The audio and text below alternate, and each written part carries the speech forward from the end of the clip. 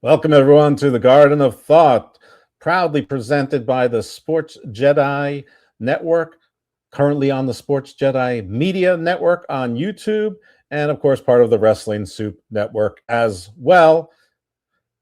Today, we welcome in Alex Coquito from the podcast for the unappreciated wrestling fans, Rican Reactions, probably other things as well. Alex, how are you? Good morning, good evening, good afternoon to anyone that's watching, to all the aliens and monsters. Thank you for the claps. My name is Alex Coquito, aka Rican Reactions, aka the Invisible Man, aka the one behind the strings, being the number one and number two WWE Evolve podcast in the whole world. But I'm doing great. That's awesome.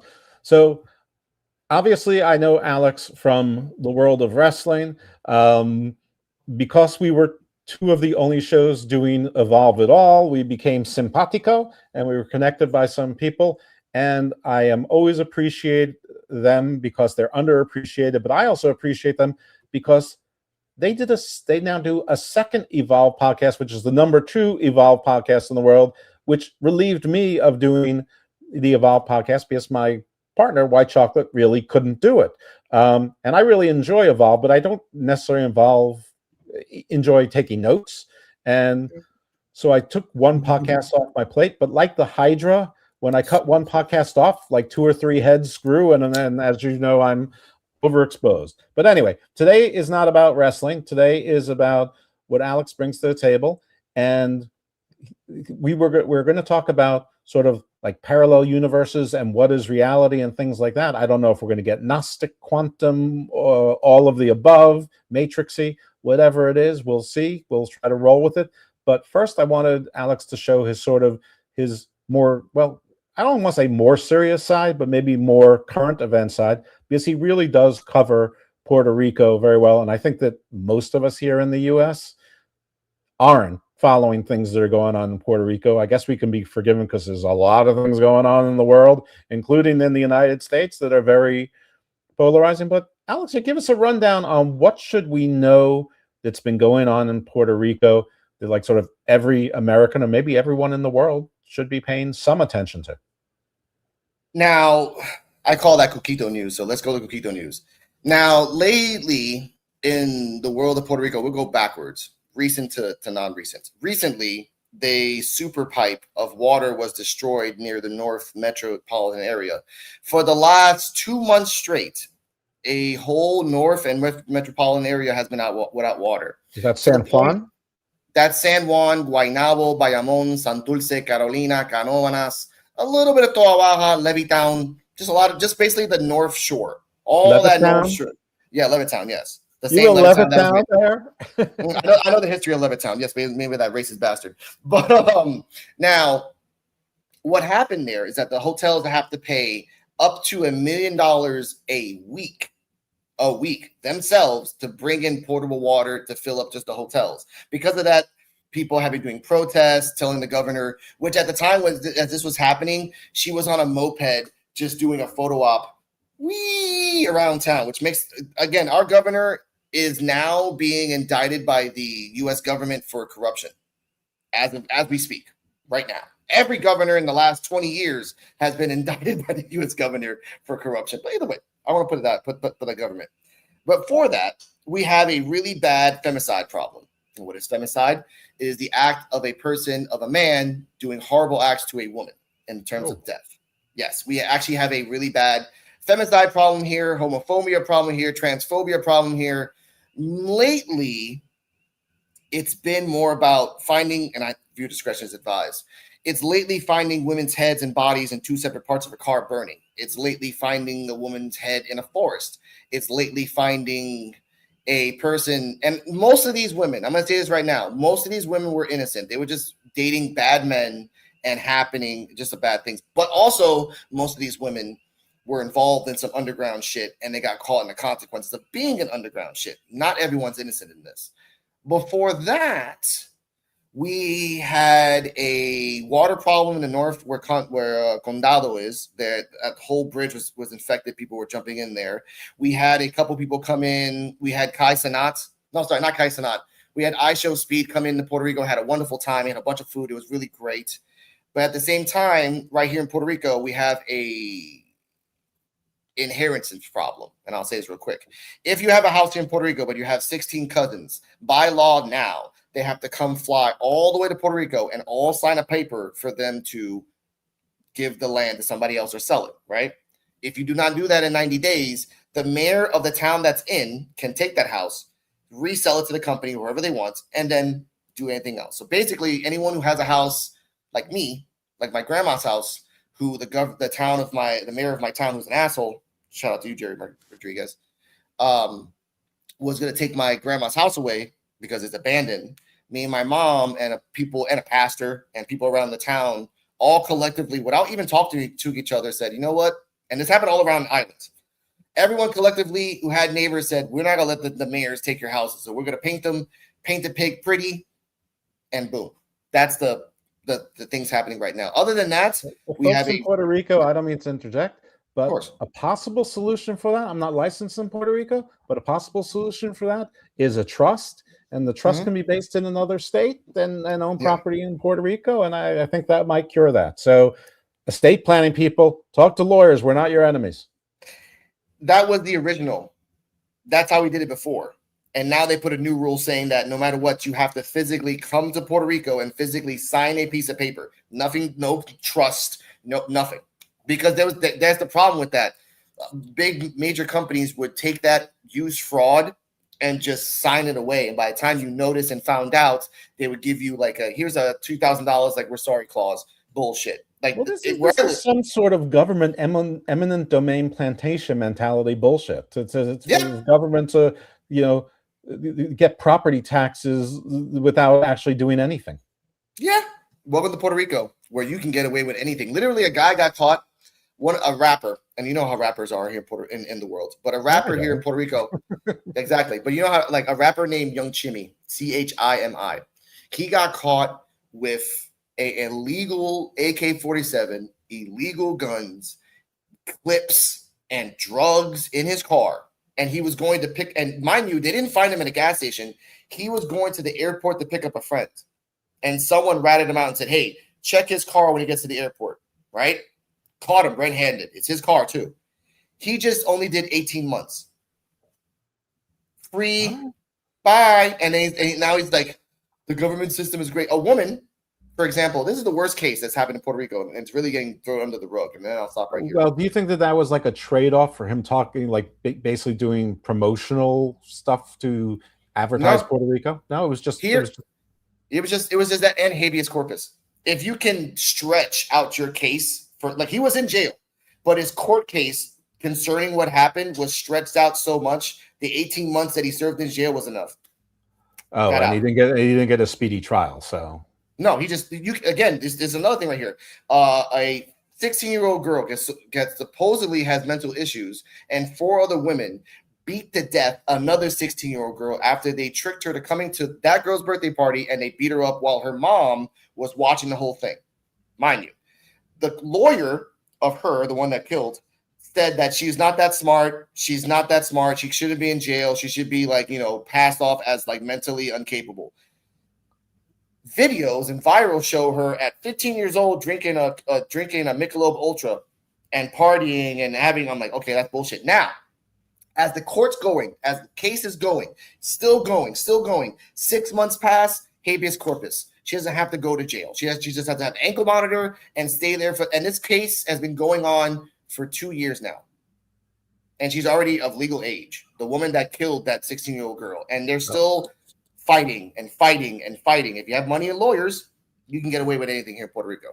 But except it sounds like they're in jail or house arrest, so it's not complete for you. But I mean, every place has sort of systemic, sort of stories and beatings and terrible violence and things like that. But it sounds like what you're saying is that it's easy to manipulate the actual justice system itself. In that everyone says you get the justice you can afford, and there is something to that. It sounds like in Puerto Rico there's certainly a lot to that, but also that the justice system itself is so backlogged and disorganized that it maybe is even easier to take advantage of it. There's 3 things you can't take advantage here in the court system here in Puerto Rico. There's 3 things that no matter how powerful or rich you are, inheriting your property. No, not even that. Not even that. If you break these 3 rules here in Puerto Rico, no matter how rich you are, you will go to jail for the maximum time that we can give you, even if you are rich. And anyone is watching, look up Ari Savari, Arisavari. Not Ari Davari. No, not Ari. No, Ari Savari. Oh, sorry, with a Z. Zavari. He was playing golf at a hotel in Rio Grande. He had a gun on him because he didn't trust anybody. There were 3 stray dogs that were running around the place. He felt threatened, so he executioned one of them right there. No camera or nothing, but witness saw that. He paid a lawyer and paid his court case because it's all public, millions of dollars. And it came to the point of saying, look, we can give you 20 years life for shooting a dog. That's a dog. It doesn't matter. You shot a dog. Here in Puerto Rico, if you shoot an animal, if you hurt a baby, or if you hurt an old person, the maximum, even if you pay, is like 3 years. Like if you paid. He paid as much as he could, and he was in jail for 3 years. They had to do a special wing for him in the jail alone because every person there, even if you're in one gang or in another gang, and I heard this from friends that are in the jail, they all collectively kumbaya together to beat his ass. And he had to stay protective custody and isolation for 3 years. And now he's in house arrest in the town of Santurce. He can't leave the town of Santurce for 5 years. So yes, you're saying that, yeah, you can move around. And where is he? In the casinos, in the hotels, at the bars. Because I have friends that tell me, hey, I saw Zavari at Walmart. I saw Zavari at the casino. I'm like, and he has an ankle bracelet and you can see it far away. I'm like, it doesn't matter what you do here. Animals, children, or old people, you will get the maximum. If you survive, you will be haunted for the rest of your life. And I'm okay with that. Yeah, that doesn't sound so bad. I mean, 3 years doesn't sound like a whole lot, but isolation though. Yeah, but the isolation and the getting beat up is a little bit more of, I guess, what they call street justice. So I guess in that case, it's prison justice. All right. Yeah. So what is there like governmental things? Is there corruption? Is there something good? Is there what's the impact of basically, well, I guess we stopped doing it, but the United States, blowing up motorboats in the Caribbean and the Pacific. Yes. Is there any impact on Puerto Rico, which is part of the United States, for those who don't know? Yes. Here's the impact I want to say, ladies and gentlemen, and we all know this. America will never let go of Puerto Rico for the simple fact that we are the hub of everything. And when I mean everything, think in your dark mind what everything is. And that's what that is. Okay. Everything. Like here in Puerto Rico, I love that when it's at October times, when the cops take it seriously, if they want to pick up fireworks, because we get the most illegal, most you're not supposed to sell them. They sell them at giant New Year's parties for no, we get them. And I love that people are like, oh, we gotta stop the war on drugs. We're gonna bring the military to Puerto Rico to stop the war on drugs in Colombia. The war on drugs has not stopped here. It has never stopped here. We get guns here. Now we're picking up people that have 3D printers that are making freaking Dracos and I mean, come on, guys. Like the only good thing about Puerto Rico, and I say this with all my heart, this is the one place in the world where we have our own ecosphere. We don't care what America does. We get inklings of what America does, but ultimately we don't care. We get up, we go to work, we have lunch, we go home, we might have a drink or a blunt before we go to sleep, and we do it again. That's the history of Puerto Rico as a whole for the last 30 years. Well, the weather's nice also, right? No, it's not. No, really? Fuck that shit. No, it is right now 98 degrees, and it's a moving oven. It's just not. It's not standard. It's not staying there. No, God, no. I walked for 5 minutes. I had to dry my shirt in the dryer. 5 minutes. Not exactly a tourism commercial here. No, mind you. Okay, sorry. The good parts of Puerto Rico is that you have the beaches. Make sure you stay out of the water because you might drown. The rivers. Make sure you don't slide on the rocks. You might hit your head and die. And the commerce. Make sure that when you're driving home, no one's following you because you might get jacked. Other than that, I think, and for me, it's one of the most safest places in the world. For me, because I can walk at 4:00 in the morning in my town with a cigarette in my hand and not worry about anything. Just because. But there's a difference between you and me. which is I'm not a local, and so.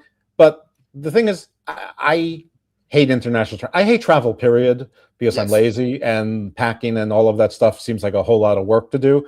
But one of the nice things about Puerto Rico is that you don't need a passport. It is Nope. American. Don't need to do currency exchange or anything like that. Yep. And I think I'm getting the Caribbean experience, the Bahamas, Mhm. whatever, the Virgin Islands. I mean, you could do the same thing with the St. Thomas or whatever, but it's closer. It seems like an easier trip. But now you're sort of talking me out of it. It's got like the same hazards that like Jamaica that has. If you go away from the resorts, you're sort of taking your life into your hands. Now here's the difference though. If you are a person that just wants to stay in the resorts, you're fine. If Oh you're yeah, a that's person nice. that exactly like I always like I had my friend shout out to a YouTube channel, Spirited Renters. They do alcohol and maintenance of cars and stuff. They came over here to Puerto Rico. They came here for a vacation for a week. I took them to the west. I took them to the south. I took them to the abandoned mental hospital and showed them that one of my favorite places. It's really cool. And I took them to pre-colonial towns where the towns were still built out of wood and made like the Georgia and Atlanta, like those styles. And they never felt safer. That's Charleston, what I mean. Savannah style, Yes, it was quite beautiful. And again, they're just abandoned. But and he told me that like by himself, he would have stayed in the resort and stayed there for 5 days. And I told him, if you know somebody here and you trust them and they trust you, just like I did with them, I took them on a great adventure. They never got robbed. They had a great time. They had really great prices on food. They didn't get jacked. They didn't get jacked. They didn't get like stretched by money. And that's the difference. If you're coming to Puerto Rico for an experience where most young people come over here to get drunk because the alcohol here is super cheap. It flows like water here. Like you can get a drink here at 6 a.m. and no one's going to judge you because no one does. But if you want to come to Puerto Rico to like see the sights, see the black sand, see the mountains, see the ranges, I would tell people prepare, talk about things, really plan a route, and you'll be fine. The crime rate here sounds scary because I put it out there, yes. But the crime rate here in terms of robbing tourists and hurting tourists are like out of 100%, 0.5. Okay, That's so it. everybody knows not to mess with the bread and butter. You don't Oh, do here, that. yes. Okay. Here, all the drug lords know that. Like, you Now, don't fuck with a tourist. If a tourist runs in here, hey, get the fuck out. We're not gonna well, hurt you. the drug lords probably are making sure that happens so that because tourists are great customers, but Yes. also with clean money usually. Yeah. Alex, how much is a Coquito tour? If somebody wants to come down there and wants your expert like guidance and advice, even like in itinerary planning. I mean, we're Okay. talking to possibly tens of thousands, if not hundreds of thousands, maybe millions of people right now. Yes. Now, my first two tours, I did it. Shout out to the Misfit Nation podcast. I did a tour with Wanda. He came over here and I showed him all Luquillo. He gave me $20 because he's my friend. Art and Dana, Spirited Ventures, gave me as payment 2 bottles of the Whistler honey whiskey. I'm a simple man. I'm not trying to get rich. I want people to enjoy my island. But if it was like a business, like every day is $100. You give Okay. me $100 and then you pay. Like, I'll pay for my own food. I will show you places safely, and we'll come back before the sundown so you can enjoy your thing. Boom. All right. Well, I think you should double that, and food's not included. But anyway, all right. Let's get to our main event. Let's get into the esoteric stuff. Let's talk about what you actually came here to that you wanted to talk about. But I figured that people should get a little bit of local flavor, and we certainly did get that. It was a little bit spicier than even I thought. So what do you got on tap on? Are we in a reality? Okay.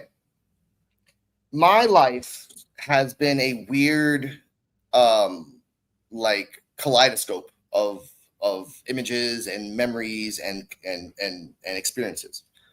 Over the years, I will admit this because I have done psychotropic drugs. I've done acid. I've done shrooms.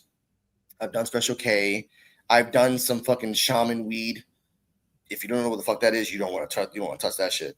I've done spiritual guidance through my life. I have gone to a shaman. I've gone to a psychic medium, And I've learned in my life that everything, and this is just me really like sitting down and like a old man in the park, just like surveying everything from an outside perspective, not interfering, not changing the outcome of the park, just sitting in it and enjoying it. You're And like I've the noticed that watcher adhering to the prime directive. exactly, and just cataloging small things that people tend to forget. Now, Jeff and I are over 40 years old, and we know that in the last 40 years, let's start from here. Let's start from just the last 40 years, from the 80s to now. That, and I'd see this, that life and history is repetitive.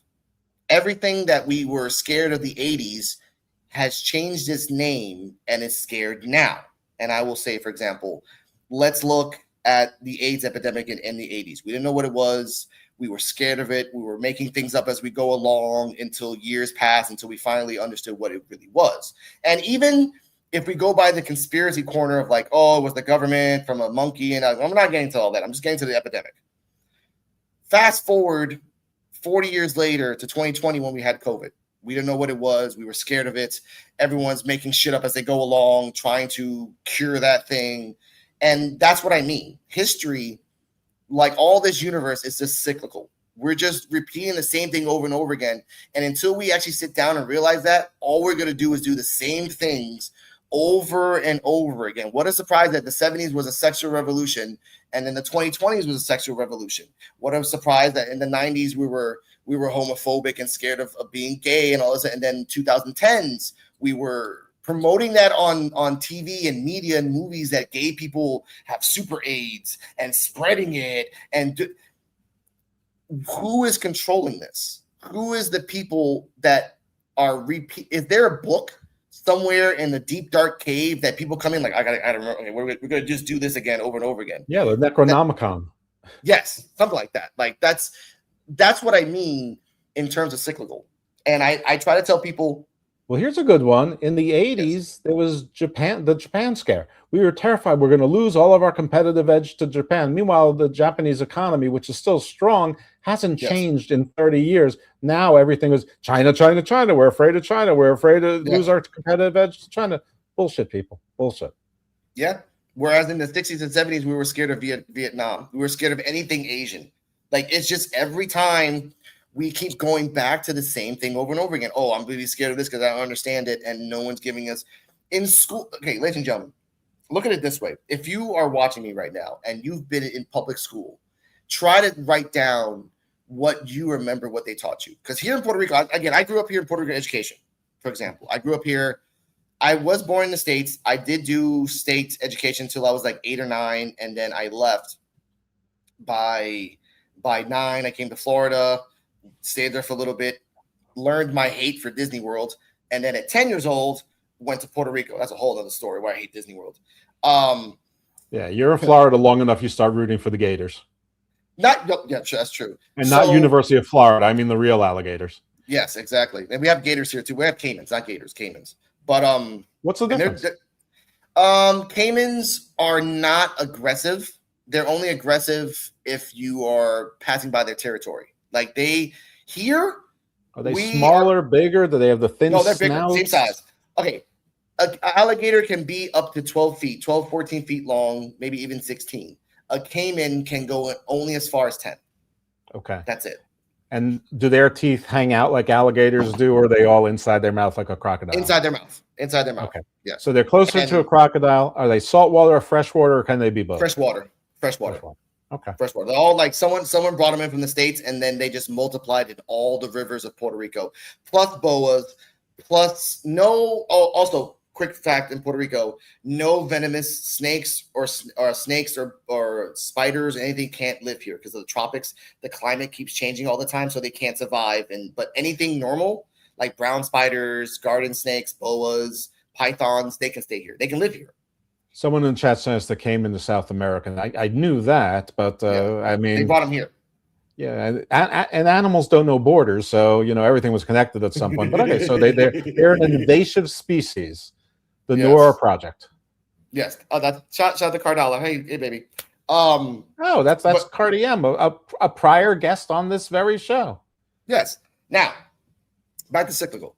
let's look at this a little bit more back now. Like, okay, and you talk about technology too. If you remember, every time there's a new technology, the one that was greater was passed on like it was nothing. Oh, we got the locomotive. We don't need the bicycle. We have this. We have a bicycle. Well, we have a motorcycle. We have a car. Well, we have a jet. We have this. We have this. And the time that was made me really realize it was during the cassette, the CD era. You know what I mean? Like from cassette, it switched to CDs, and then cassettes were just non-existent. They didn't really care anymore. They were a dying breed. So, and no one wants to tell me where CDs came from either. That's another thing. Who invented CDs? I don't know. I don't know. But then we go from who invented cassette? We had 8-tracks before that. Yes, that's why I said like what we know is what we know now. But if we look at the past, maybe there were people that invented things that can record sound, but since history erased it and then made something new, we don't think about that, and then we just repeat it over. Like, look, we're right now in the MP3 download Spotify era. When will it happen in the next 20 years? We will have a chip in our hand to be like that you can put up music right now, because they already made a chip. Ladies and gentlemen. It's already out there. So for the next 20 years, we go then again and again and again and again and again. But then in the next 20 years, we'll have a Kurt Cobain type character that will revolutionize all. And then after that, we've been having this. The best example I want to bring that up is Kurt Cobain. We had a Kurt Cobain. He was called Jim Morrison. We had a Jim Morrison. It was called this, and it was called this, and it was called this. All we're doing is repeating the same, we're going to be a rebel. Not really. There was already rebels in the 50s, 60s, 70s, 80s, 90s, 20s, 2010s, 2020s. It doesn't matter what you do. It doesn't matter who you want to think you're special. You're not special because someone else already did it. But yet we forgot it. And then we think we're fucking unique.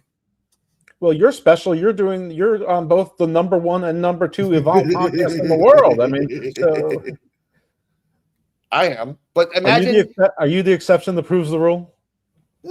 Not so much. I think for me, there are exceptions of people being unique. There are exceptions of people coming out of nowhere to do things special that no one has ever done before. But that's only to the perspective of the person seeing that and thinking that's never been done before. But that person that did it, okay. I was talking to Cardi M a while ago, and this is a good example. I was thinking I was smoking, just enjoying my life, and I was talking about inventing something, and I was describing it as something I've never thought about before. Like, we could do this, and then we can invent this, and then sure enough, as I'm talking about it, we're watching a movie, and then it goes to commercial, and the same thing that I'm talking about that I've never thought of before that I invented was on the TV. So that's what I mean. Like, whatever you think that you're inventive that's new, someone else has already done it and has already thought about it. And that's what I think when I say that we live in parallel dimensions and we live in like cyclical, because everything that people have invented, there's no way with our own mind that we have proven that we only use 10% of it. There's no way that we have invented novels and circuit boards. There's no fucking way. Well, there's all sorts of studies on this that there is some degree of a hive mind. That energy is everywhere, and some of that energy contains information. And there's, so this is also, I mean, the interesting thing is there's a lot of people who feel like we're in the matrix, and I think even a mathematician proved how that could be possible. And while I don't actually believe that, I wonder, right now we're building AI that's going from general intelligence to something else where it's a super intelligence, and that's creating the matrix. So if we're really in a matrix, would it create something where we're actually creating a matrix to make that fear real, or will the matrix that we actually create butt heads with the matrix they're already trapped in, whether it's the matrix or whether it's the demiurge's fake reality that we're stuck in, like the Gnostics believe, or whether it's God's actual firmament that he's created. Like, are we going to have a fatal 4-way between different versions of the matrix? Thank you for bringing that up. Like, I kind of feel that way because, like I said, everything is being repetitive. And if we are living in a matrix, give me a second, because I should, to the normies who are not wrestling fans, a fatal four-way is when 4 different wrestlers are in the same match fighting for, and only one can be a winner. So that's what I mean by that. Sorry. no, quite all right. With this, I do want to say that's a good point about the Matrix. Like, if you think about it this way, like we all live in a simulation where our minds, even when we go to sleep, we traverse to different places in different parts of the world, different parts of our own mind and psyche, but we're still reliving the same thing over and over. It does make sense because look, like I believe, yeah, actually, okay, I actually kind of believe that a little bit because a few years ago, I found out in Japan, off the coast of Nagasaki, there is a 4,000-year-old temple, right? And that was underwater. And by earthquake standards, they had, like, it's just been there for forever. What if our cycle of the Matrix is just this version of reality of Christianity and the Crusades and all the other stuff? And once we're done, we get buried in the earth, and then we come back, something else just happens again. Because again, all we know is what people are telling us, not what the earth is telling us, not what society, like the universe is telling us. Like we're just going off what our mommies and daddies of their mommies and daddies and their mommies and daddies told us. And that's probably not the truth. History is there's a whole lot of people out there that aren't Christians. There's atheists, there's Buddhists, there's Muslims, there's Taoists. There's a few Jews, not many. But it's not. But while Christianity is the biggest religion, there's a billion Muslims. I don't know how many people are Hindus and Buddhists and other and atheists. I have to believe that some degree of atheist agnosticism. There's probably a billion people like that as well. Yeah. So we all have to be in.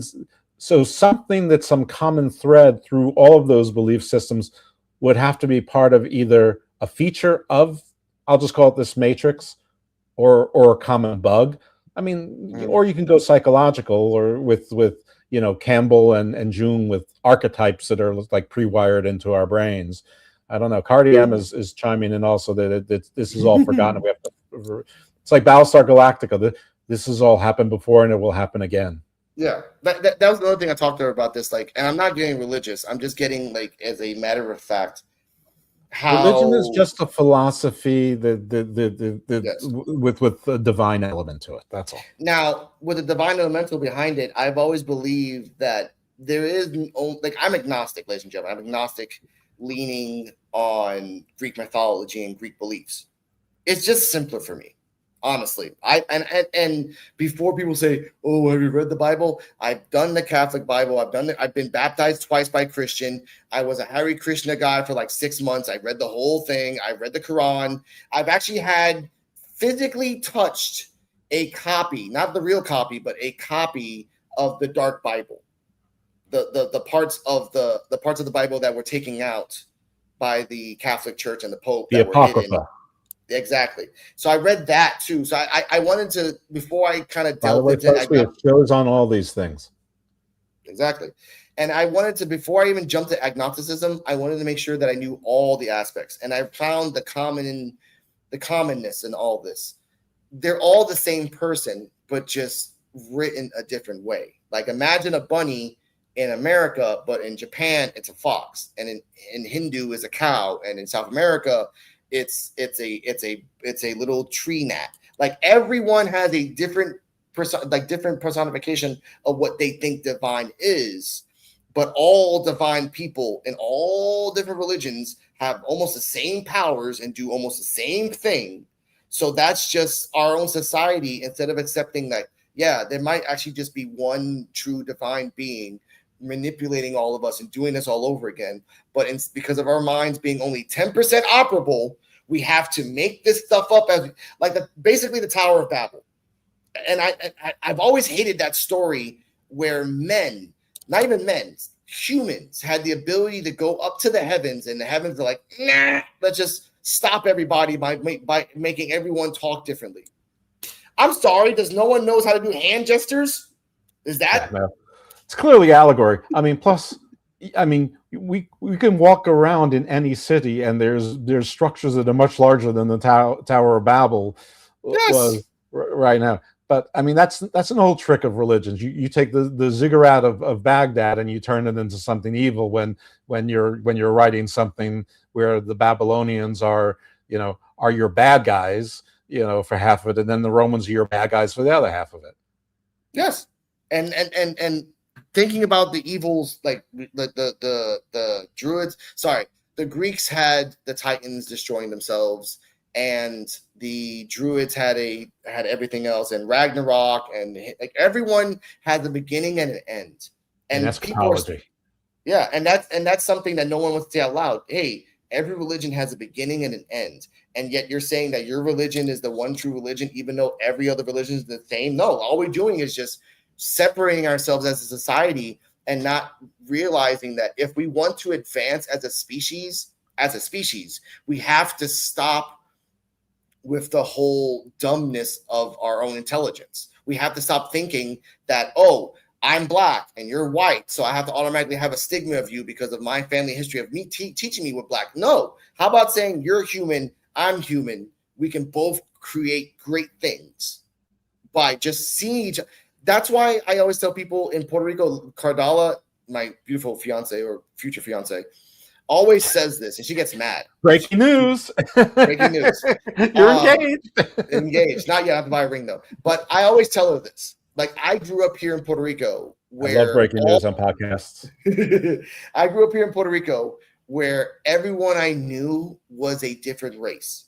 Everyone. There wasn't just Puerto Ricans. There was black, there was Somalian, there were European, Asian, Australian, country, Canadian, Mexican, and we all grew up in the same understanding, like, dude, life sucks in the 90s. So I had that understanding. I don't see race. I don't see color. I see personalities. I see action. And Cardi hates that. She's like, oh, not everything. Like, yeah, for me, it is. For me, because that's what I've been raised at, to see. Like, you're supposed to love and hate somebody, and hate and love doesn't have a color palette. So why should everything else have a color palette? So that's what I grew up on. I will say, I see everything. I see color. I see this, but it doesn't change the way I approach anybody. Of course. There might be other clues or reasons why I might not approach somebody the same way I might avoid them, and they may be incorrect as well. But it's funny. One of the things that my best friend, Mr. Thomas, didn't believe. I said, most of my social life does not involve white people. Then I show him pictures of my wedding, which was, it looked like a modern commercial where it's like, the rainbows of Benetton are there. And then, like, one of the few social events I went to this year was a wedding. I sent them the pictures, but it was like an internet thing where every time new people did pictures, like the library of it grew.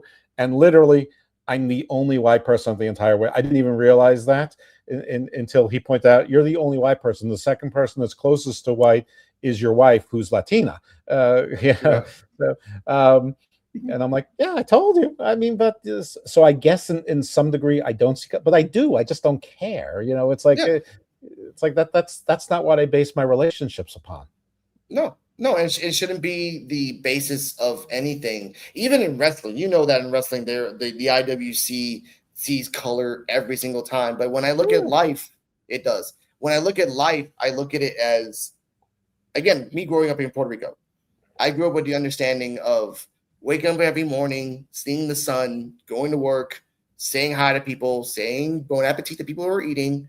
But I don't want to diminish the very real history that certain groups have encountered, overcome, been victimized by either. I mean, I don't, it's there. It's not like I deny that either. And I'm fully aware that my approach to someone, that they may look at me differently because of that experience, and that's okay too. It's about acceptance. But there is an intolerance of the overly tolerant because they're not actually overly tolerant.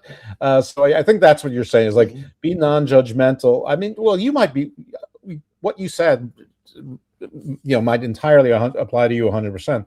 But anyway, you're the guest. It doesn't matter what I think. No, okay. let's okay. And now I want to delve into a little bit more, like not delve into more of that, but like just segue to something else. And we talked about parallel dimensions. I've had that theory that our dreams are just parallel dimensions for other worlds, or maybe if you take shrooms and you're kind of like tripping balls, and then you get to see the what I call the abyss. There is an abyss, ladies and gentlemen. There's a dark, dark place in this whole universe that never ends. That is the truth. Well, then there's got to be an enlightenment as well, because as above, yes, so below, right? Yes. Now, when I was on shrooms, majority of my life, and MDMA and all other things in my life, I would transcend my body to different places of the universe and see myself. And then I had this weird ability to kind of predict the future in some weird freaking ways. So I would see different things happening, and I would think it's weird. And then 3 years later, what I saw 3 years ago popped up again. Holy shit, fucking deja vu. And it's just parallel dimensions for me of seeing things differently. Now, ladies and gentlemen, one of my dreams that I saw was so realistic that I thought it was real. And I've actually looked my whole life for this. And it actually came out true, but only in the way I didn't think of. Okay. When I was a kid, and I was around 5 years old, my dad just died. And it was a big funeral, and I was really traumatized by that. My mom told me this. I had a nightmare. And I didn't really remember the nightmare until I was 10. And then at 10, it grew a little bit more. And then at 12, I fully understand. And it's in my head forever. There is a dream that I have where this family's on this game show. And this game show is called Bet Your Life. Now, I thought it was an 80s movie, but apparently it wasn't. This family, the father is based on, like, you go into a room, and the more damage you do to yourself, and if you kill yourself, the more damage you do is the more money for your family to provide for them. And the dad, and in my mind, I saw everything gruesome, cut up, and everything like that. And the family's all like, yeah. I thought I lost my mind when I saw that. So it's like Squid Games for life insurance? Yes, and I had this when I was 12, when in the 90s. In the 90s, and I thought it was an 80s movie. When I'm 21, I'm in the military, and I'm talking about this with a friend who doesn't know me, is a dentist from fucking Kentucky. Just met him on the ship. Shout out to USS Bonhoeffer Charlemagne LHD-6. I'm sitting there, and he tells me the same exact dream. Difference is that instead of the husband, it was the wife. And I said, wait, what? Like, when did you have this dream? Oh, yeah, I had this dream when I was like 5. And then I had this dream like when I was 10. And then like around 12-ish. I'm like, did you have this dream around June? Oh, yeah. How'd you know? And then that point, I realized that everyone's dreams are looking at something, looking at a parallel dimension. It's just not mine. Did he also lose a parent? Huh? Did he also lose a parent? No, he actually had both parents. Okay. He was a dentist because I remember he was a really cool guy. He was a dentist. His father was a dentist. His mother was a dentist. He joined the Navy because he didn't want to go to dentistry school. He didn't have the money for dentistry school. So he joined the Navy to do it that way. So I was like, all right, cool. Really cool guy. He had a massive CORN collection. Massive. I remember him for that. From that point on. If the military pays for your medical training and you like come out a colonel. It does. Now, when I went from that, and I was 21 in the Navy, went around the world, had formaldehyde beer for the first time in Thailand. It's really nice. I don't remember anything. I blacked out. But from that point, I started seeing. I don't think you're supposed to drink embalming fluid till you're dead. Yeah, check out Tiger Beer 2001, 2005. They got in a lawsuit because of that. Like Tiger Beer in Thailand, which is like, and anyway, I don't want this bad memories. Yeah, by checking it out, it means research it. Don't drink it. No, don't. Now, after that happened, I started seeing more visions of like random things, and I would write them down in a book I had. And after a while, it got worse for me because then I would be in the dream. And I would relive or live that dimension in that world where I was an alien, or I was on a spaceship, or I was in New York in 1855, or I was in Puerto Rico, or you were the stranger in the strange land. Yes, but sometimes I would look at it as if I'm sitting on a couch just like this, watching it on a TV, but I couldn't move. And I've been to different therapists. I did sleep therapy, and only when I went to my psychic medium, the first one, not the one that I did online. You know, in the chat, Cardi M just broke off the engagement. I'm kidding, she didn't. See you too. After I went to my first medium, psychic medium, and she talked and we broke it down and we did the shamanic things with the sounds and everything. And I think she gave me a little bit. I think she microdosed me with LSD. I'm pretty sure of that. I think she did. I'm not really sure. Did you wake up with both kidneys? Yes. No, she's super cool.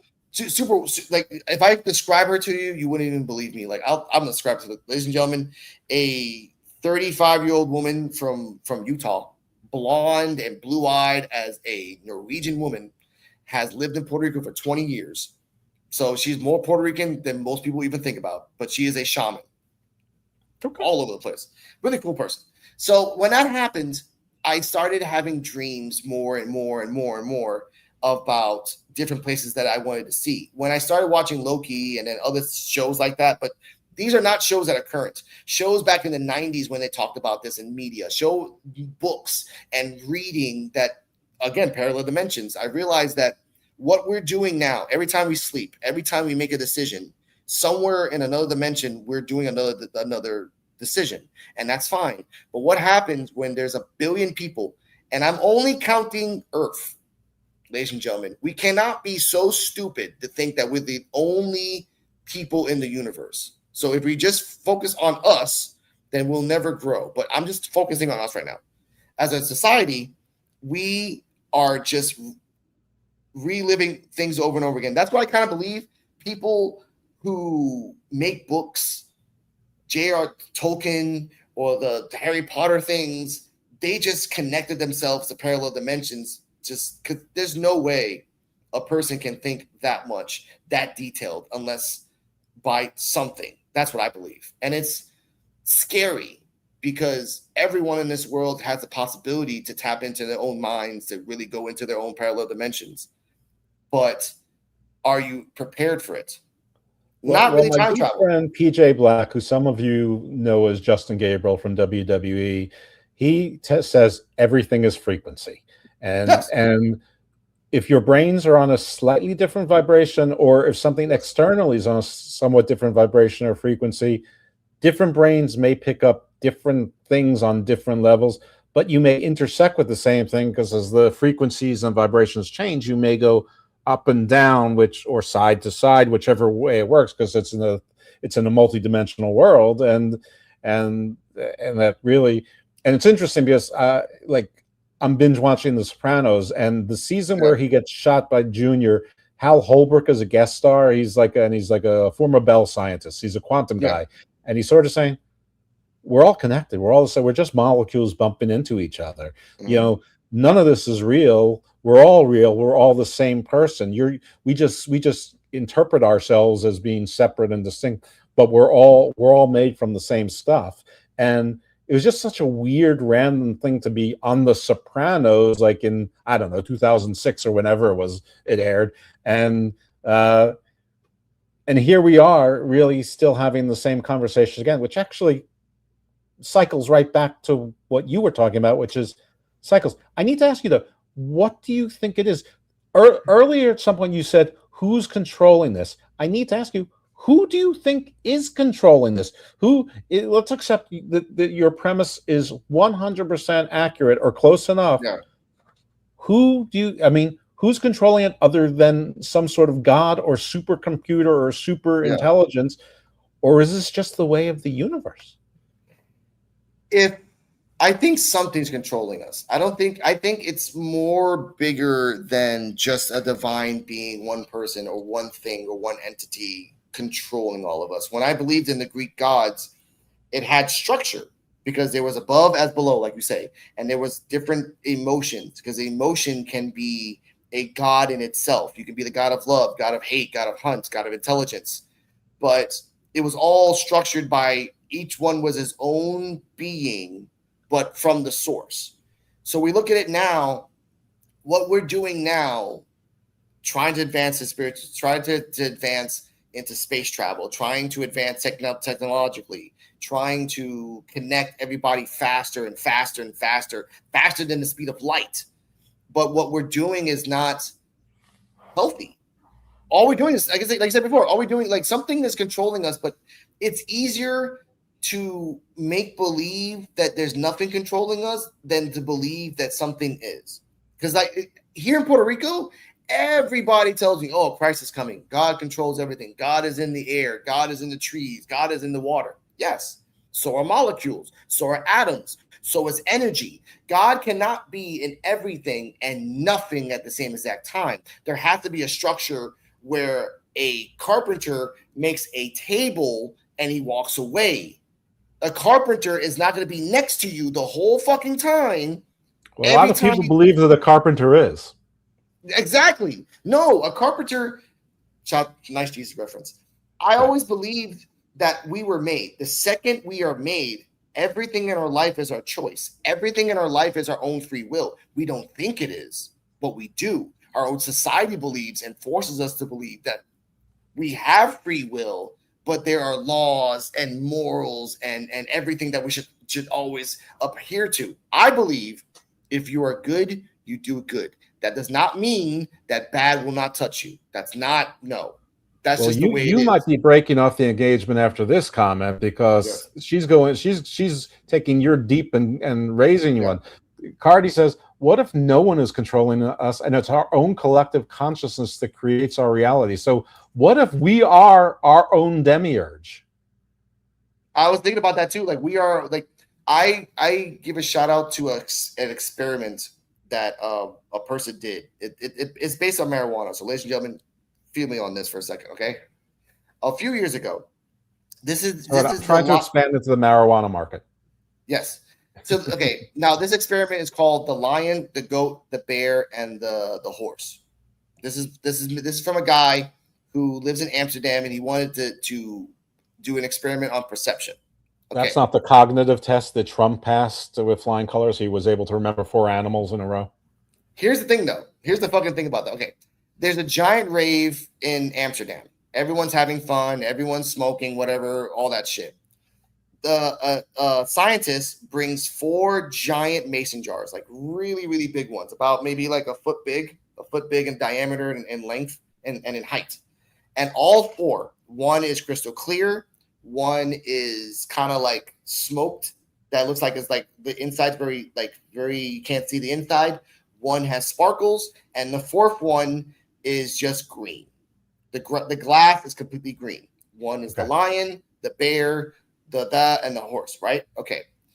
They're all the same marijuana.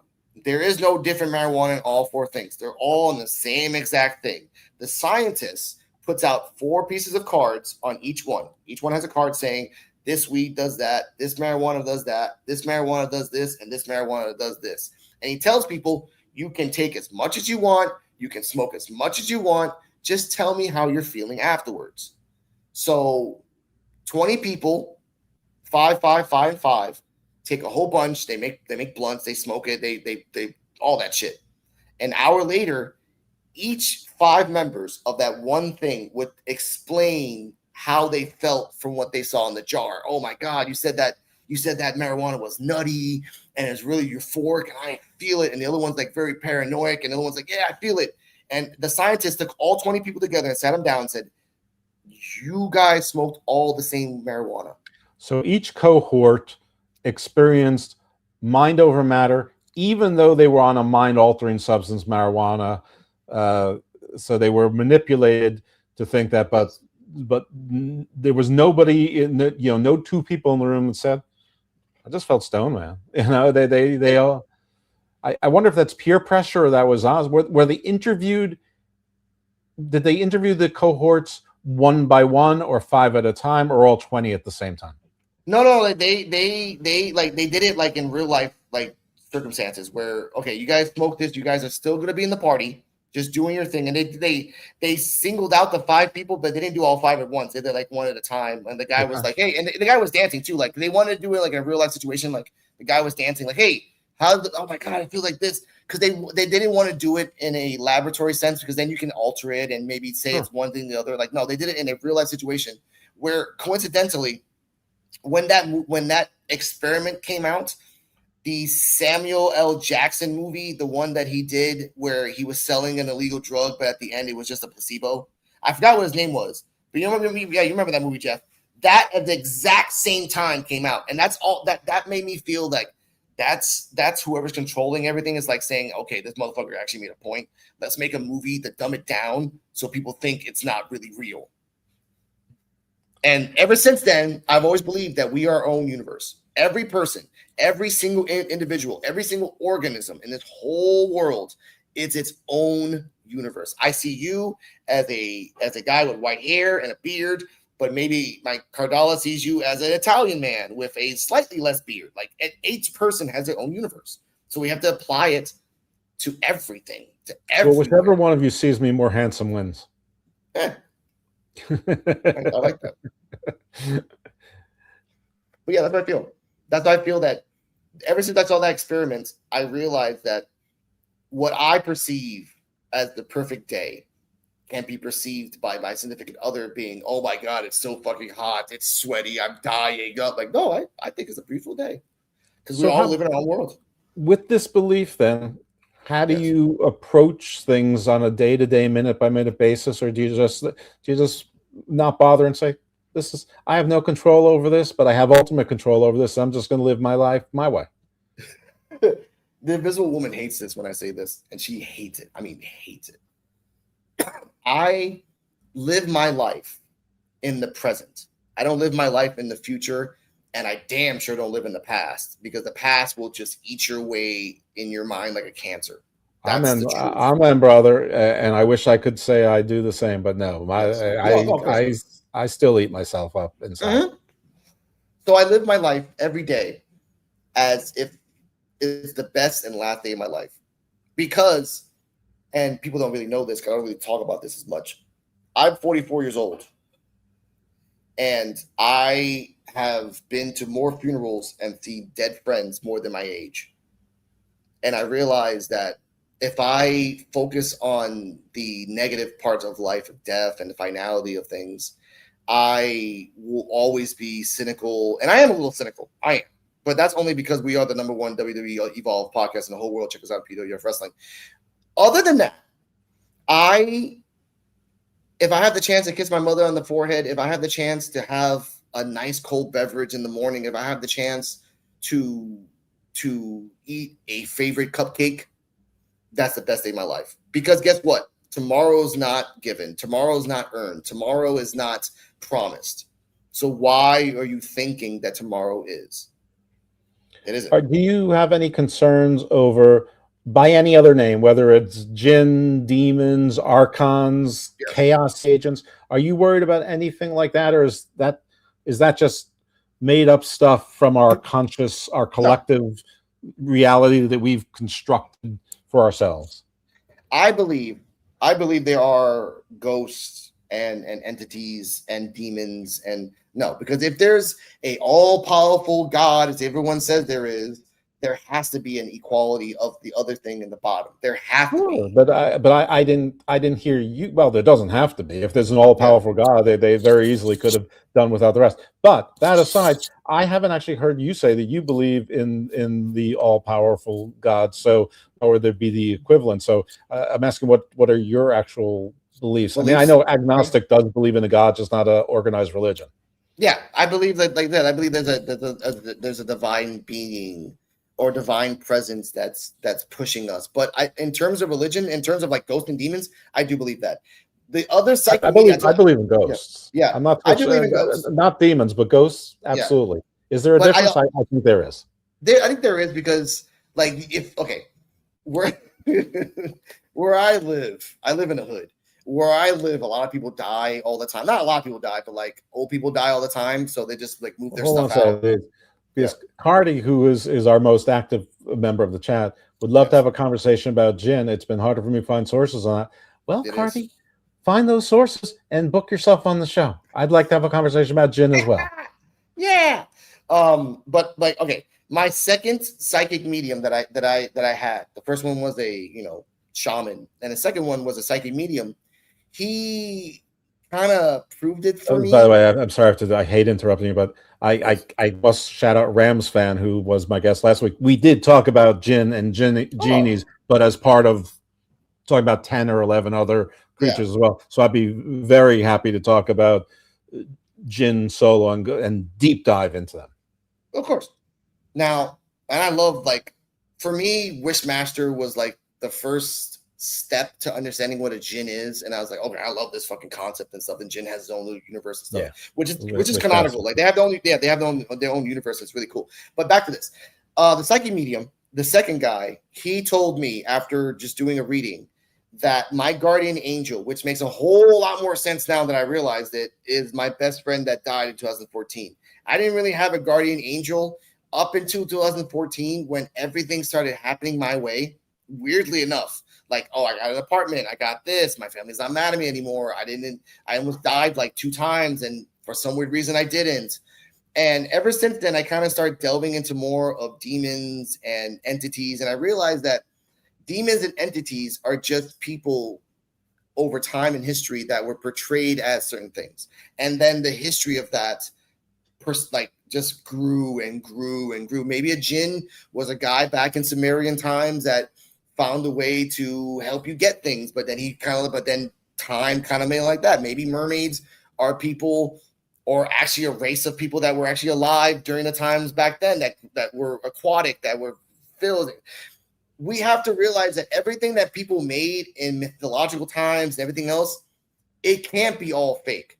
It can't be all made up stuff. So we have to imagine, or even believe, even in small amounts, that all these things, all these demons and entities and jinns and oh my God, if I even delve into Japan history and how and ever since I saw The Ring and I went on a deep dive of how rage demons are over there, I'm like, oh my God, you guys, fuck, why would we want to live in Japan?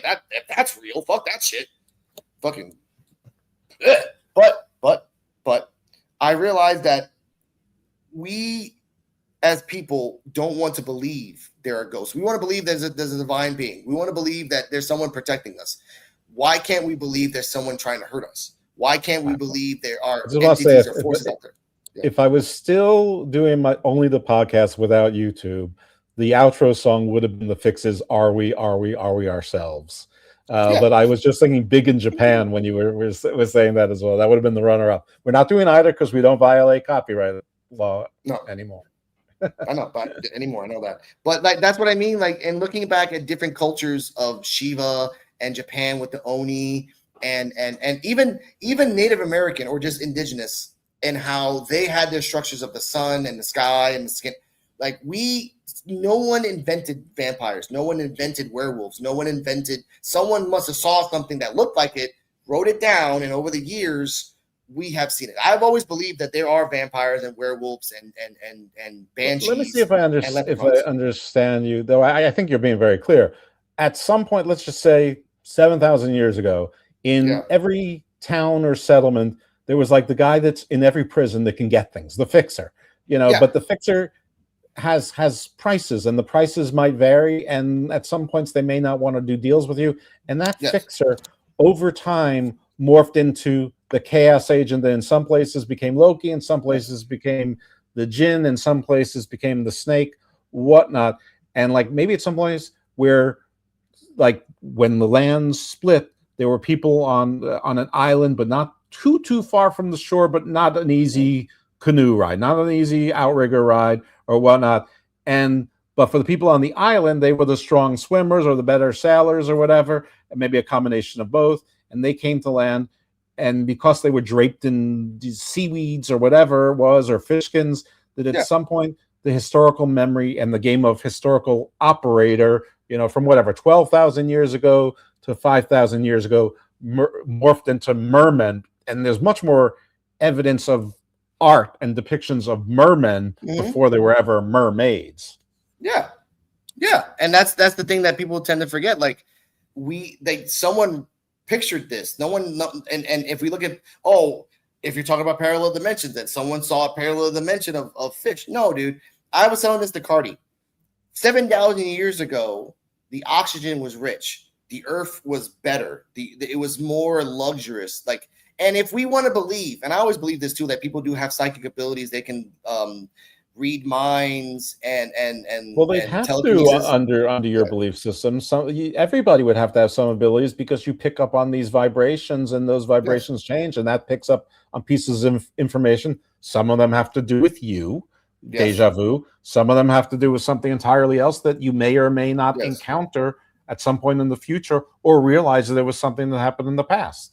And think about 7,000 years ago when the oxygen was richer, the food was better, like everything was more fuller. It would be more of a possibility, and there wasn't overpopulation, and there wasn't inbreeding, and there wasn't like abnormalities in genetics. If you look at 7,000 years ago, it is a plausible thing that a person can have the powers of telekinesis, can have the powers of teleportation, can have the powers, or even not even that, like, oh, you're a witch because you're botany. No, I'm a person that understands the plants and did a trial and error system, and that's what it is. No, you're a witch. No, it's not. So the X-Men aren't the next step. The X-Men are actually the past. Yes, if you think about that, because like, why do we not want to believe as a society that Atlantis? Some people tell me that, oh, Atlantis didn't exist. You're telling me that you can understand that 7, 10, 20,000 years ago there wasn't an island that had technologically like, there's been proof that buildings 7, 6, 8, 10,000 years ago were made geometrically perfect. How was that possible if we are now saying that, oh, and the Greeks back in the day, they invented trigonometry? Like, no, they didn't, motherfuckers. They figured it out. They didn't invent it. So 7,000 years ago, someone already figured it out and probably understood space and astrology, and which they did. Why is the Mayans one of the smartest people in the history of the universe? Because they understood astrology before we even understood what astrology was even is. That's what I mean. Astrology has been discovered and rediscovered and used around the world, time immemorial, as long as there were people. I mean, there's cave paintings that show that basically show a version of the zodiac, which, if you go through it, you can interpret the hero's journey or the 12 tasks of Hercules, or the Odyssey, to be timely, which is just. Oh, by the way, shout out to me, who I am not a scholar, but there's many things in this show that I have opined that's turned out that actual scholars have confirmed, or at least close enough. And so I've been running my mouth that the parts of the Old Testament are just basically the Jewish version of the Odyssey. And it turns out they're actually professors that for decades have been writing about the very same thing. And there are also scholars who have pointed out parts of the New Testament that are as well. Some of them overlap. But why wouldn't they? Because they're different authors. And why wouldn't they go from, whether it's Campbellian, hero's journey, whether it's archetypes, whether it's the actual truth, whatever it is, but shout out to me for saying it. And my guest next week is John F. White from Craigenford, Professor John White, who isn't really sure, but now he's not a biblical scholar. He's an Indo-European mythologist and one of those foremost in the world, if not the foremost in the world. So that's certainly not all biblical, but they sort of intersect. So why would he be doing that? He's got a lot of stuff to study, but I don't know. I'm going to give myself a Barry Horowitz pat on the back for that one. Just like I realized that the steppe peoples were more important than people give them credit for, and that our modern basis of society probably originated somewhere between the Black and Caspian Sea, and that seems to be what people agree. Though I think if we learned more, it would probably, at least a lot of striking similarities, would date back to Africa. Yes, and I've always believed that when it was Pangea and everything was all together, it was more of a sense, like it was more structured in a sense of not that wasn't a lot of people around. I understand that, but there were. I don't think there were any people then, but what do I know? Maybe there were. Well, that's what I mean. Like we don't, like, we know that there have been 5 great cataclysms in the world before even the dinosaurs was like the world. I shout out to Morgan Freeman and the Earth series. Actually was really good, where they showed each thing growing and dying and growing and dying. And we have to understand this. We as a society, as humans, have not even gone down to the bottom of the ocean and seen what's down there. We don't even know what's down there. We know that there are giant fish popping out of nowhere lately, but we don't know what's down there. So yeah, oh, we're so great. No, we haven't even gone down to the bottom and seen what's down there first. We've mapped more of the moon and Mars than we have the bottom of our own ocean. And I've always been really weirded out where NASA, and this is all public, ladies and gentlemen, NASA in 2020 or 2022 blew up something in the ocean. They don't want to say what the fuck it was, but they blew it up, and then they stopped going to the ocean anymore after that. So I'm like, what did you find down there that was so scary that NASA had to blow up a bomb in the middle of the ocean and then say, we're never going down to the water again. We're going straight to space. What's NASA doing with a bomb, period? Look it up. It's like, I saw that. I'm like, what? Okay. The only thing I figure is that they were trying to fuck around with hydrogen-3 or helium-3 or whatever, and and they realized it was unstable and they had to do something about it. Though I love the theory that it might be something more nefarious than that or more secretive. Of course. That's what I think. Ladies and gentlemen, if you are a smart individual, don't trust your government. Never do. Because a person is control of their own fate and their own choices. So therefore, they're going to do it in their own interest. Now more than ever. Now more than ever. And you know why I do this, ladies and gentlemen? Not to be interested in myself, but just to say, hey, this is my life. This is what I want to talk about. You should really sit down and really think about things. Don't go in with the tinfoil hat and say that the world's out to get you. No, you are not important in the freaking world to be that. No, but you could be if you push hard enough. And that's the scary part. Tinfoil's not going to protect you anyway. No, fuck no. But that's other than that, I had one more thing to say about the energy in life. I want to tell people immortality is real. It is real, but it's only real by the succession of your future. And I say, like, for example, I have a son. Shout out to my son Magnus. He is shout out to Megaputs. Yeah, well, that's what he's a really good guy from Puerto Rico too. Maybe a nice little thing. Really, but let me answer his question. I don't think the government is hiding aliens from us because I don't think the government would be powerful enough to. If there's aliens here, they are so far beyond us that our government wouldn't be able to do a darn thing about it, and the aliens wouldn't be afraid to announce themselves because literally we'd be like grasshoppers before them. Yeah, we would be ants looking up. I was talking to Cardala. I'm like, we as a society think we're great, but in terms of alien life, we are just ants on a molehill looking up at them, saying, "Look at us." No, yeah. Or even if they're just a race that has found just under light speed capability and the interstellar, they are so superior to us that there's not a government here that could do a darn thing about it. And no, they wouldn't be afraid of nukes. They would already know how to shield themselves from nukes if they could last the 5. People should read The Three-Body Problem, or at least check out the show on Netflix, which was actually a really well done, and season 2 is coming soon, so your timing is good for it. But it explores this sort of first contact premise very interesting.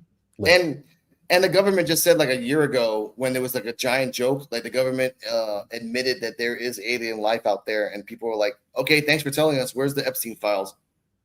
Well, like, I mean, I think that both are important. One might be, paradigm shifting important, but the other one is, if you accept my premise that the aliens are so far beyond us and we couldn't do a darn thing about them anyway, we still have to focus on what we think and care about. I mean, I, for one, would like to know more about the Epstein files, and not because I'm sure that not just because I'm sure that people that are in power are involved in that, and maybe that's the only way to take down parts of that Epstein class, because right now and right now I'm talking about the United States, but I don't rule out others. But right now we have a third world economy, and that the disparity between the wealthy and the middle class is French Revolution style.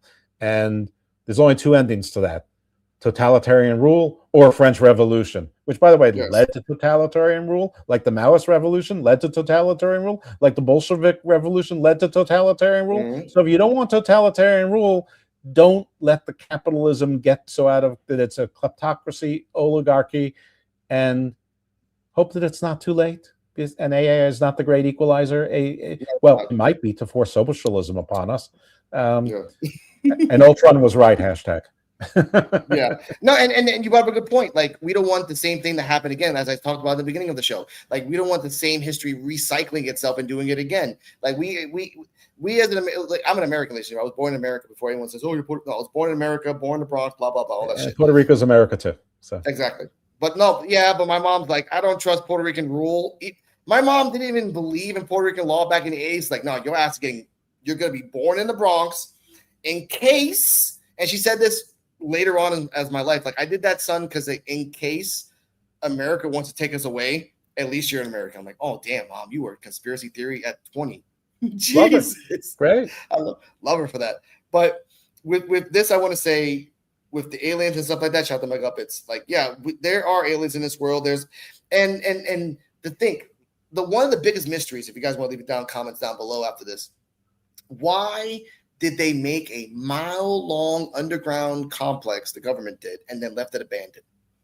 Where is that? And that's from the movie, I think the movie Us. They used the real life thing of it. I forgot what it was, but it was based on a government made a underground, like, kind of like society, and they just left it abandoned. I'll send you the link on Discord. And I really got into that. It's still abandoned. They made it for some weird reason, and then they just left it. Like, and I always question, like, why are you making all these weird things and yet you leave them abandoned? Why? I don't understand that. Yeah, I understand it. I'll tell you that later. But other than that, I want to say to everyone that's watching, find yourself, find happiness, find the energy that you need to grow as a person. The technology, the information, knowledge is yours. Shout out to the Riddler. When I showed Cardi-M, Batman and Robin, the first movie. If knowledge is power, then a god am I. And that is real power, ladies and gentlemen, not in guns or in property or in money or bitches. Knowledge. Because as another wise man once said, the paranoid man is the last one standing. Okay.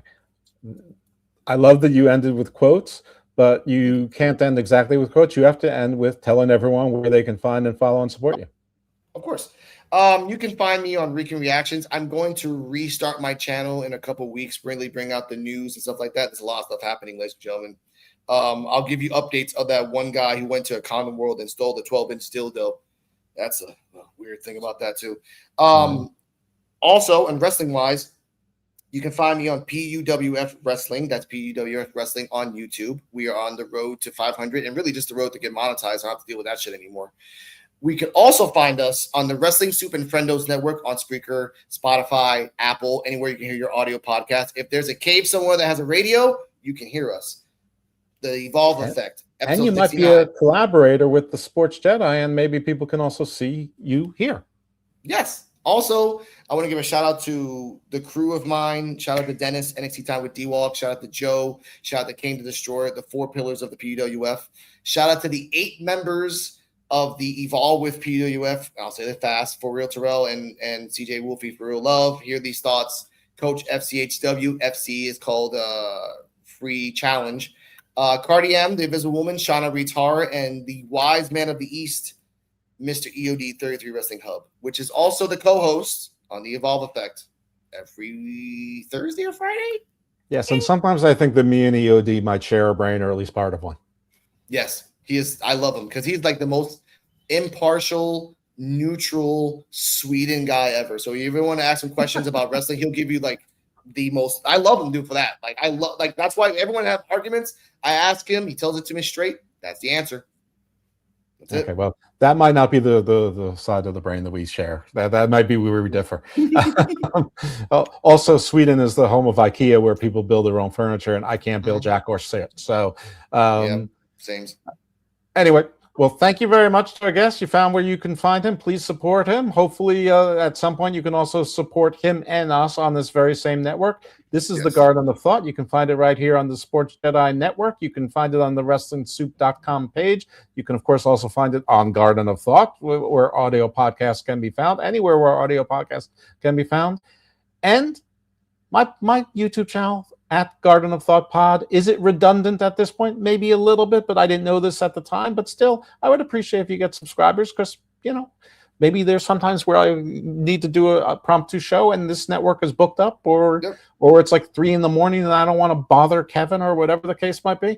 In any event, I spent a lot of money to get that thing set up because, like I told you, I can't build jack or squat, and I can't. Thank you to our guest. If you want to follow me on the X, you can follow me at @dose_evil for mostly wrestling nonsense. If you want to follow me for other nonsense, it's at IcarusFellMD, and I absolutely will interact. My DMs are open. And if you want to find me on Facebook, you can. I'm still on Facebook, Jeffrey Lippman. And as long as you tell me who you are, I'm likely to accept you as a friend for what that's worth.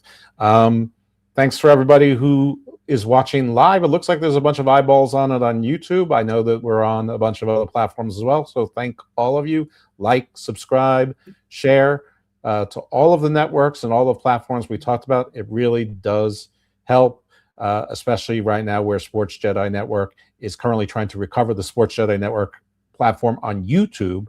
And we're having to go on the Sports Jedi Media Network, which is great, but there's about 18,000 subscribers that are on the other YouTube channel that we're waiting that haven't migrated over yet, and hopefully won't have to because the others will be recovered, but just in case. Anyway, I'm talking too much about logistics. Appreciate you all for being here. Appreciate the guest, and you'll see me later on in the week right here and other fun places, like I do LFG review with the legend Lufisto and Wrestling Soup. So with that, I think that's enough. Stay able, my friends. It's still real to me, damn it. I mean, thank you. Take it easy, man. Thank y'all guys. Y'all are awesome.